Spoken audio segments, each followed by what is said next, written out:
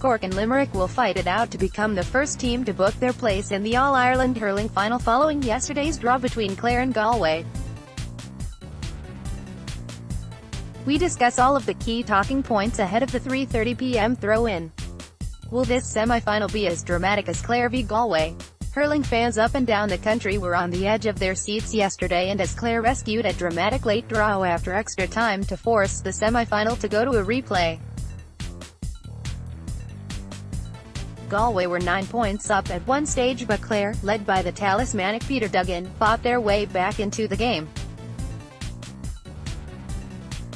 Johnny Cohen looked to have sealed the winner for the All-Ireland champions until substitute Jason McCarthy finished off a well-worked team point to bring the game to a replay. It had everything you would want from an All-Ireland semi-final: ferocity, outrageous skill, drama. Just look at this point from Peter Duggan. Peter Duggan with a lovely skillful point. Pic.twitter.com/gum for Yoiju, the GAA, at official GA, July 28, 2018. On paper, Limerick v Cork has the potential to be just as exciting. They've already produced one of the best matches of the year in Páirc Uí Chaoimh in the Munster round-robin series, with Kyle Hayes rescuing a late draw. These are two very proud and talented hurling sides with two of the most passionate set of supporters who will make it an occasion to remember. Nothing comes easy at this stage of the competition, and hurling fans should prepare themselves for another heart-stopping encounter. Limerick v Cork. Croke Park experience. Much has been made this week of the lack of experience Limerick have in Croke Park. The spine of their team is comprised of last year's U21 panel, who have to go back to minor grade to remember their last day out in GAA HQ. 5 years have elapsed since Limerick won the Munster title and qualified for an All-Ireland semi-final, but the camp are paying no attention to this fact. For John Keeley and his young squad, the venue is of no concern. Cork, on the other hand, have the memory of last year's defeat to Waterford at this stage to focus their minds and motivate them. Their management may be different, but the team is largely the same, and the young players who were considered inexperienced last year, the likes of Darragh Fitzgibbon, Mark Coleman and Shane Kingston, they will have learned from their mistakes and will have no fear or awe of this level of competition. Importance of the bench. We saw yesterday just how intense the competition is at this stage and how players empty the tank for their team. Substitutions play a major role in the outcome of the game. Jason Flynn, David Fitzgerald, Aaron Shanager and of course, Jason McCarthy all made vital contributions for Galway and Clare yesterday.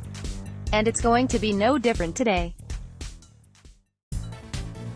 Limerick may have a slight advantage here. During the quarter-final against Kilkenny, their use of Shane Dowling and Peter Casey in particular, proved to be a stroke of genius. And their bench also contains a plethora of experience, with John Keeley able to call on the likes of Seamus Hickey and Tom Condon should he need to. Robbie O'Flynn has played the role of super sub for Cork when asked this year, and no doubt the youngster will be called upon today as well. They also have a player of the caliber of Mark Ellis on the bench, and he has the potential to swing a game in their favor should he need to. This isn't going to be a game that a 15-man team can win. The influence of the substitutes will be critical. Battle of the forwards. The ability, talent, pace and strength of the Cork forward unit has been displayed time and again this season. Seamus Harnedy and Patrick Horgan have been playing out of their skin, while Shane Kingston and Daniel Carney aren't too far off an all-star either. So how will Limerick stop them? Well, it's going to be a tough task, and it will be interesting to see how the young fullback line of Sean Finn, Mike Casey and Richie English will cope. But as Clare proved in the first half of the Munster final, an effective way of doing so is to cut off their supply, which largely comes from their half-back line. Enter the tenacious and battling half-forward line for Limerick. What has made them so impressive this season is that these are players who aren't afraid to win their own ball or roam in search of possession. They have the confidence to back themselves and take their own scores. That battle of the likes of Mark Coleman and Christopher Joyce against Gearoyd Hegarty and Tom Morrissey will be key to this match, and whichever half-back line can get a foothold early in this game will have a major say on its outcome. Blank tickets are on sale for the 148th Open at Royal Portrush, Northern Ireland, with members of the One Club guaranteed first access to tickets. Join today and purchase your tickets.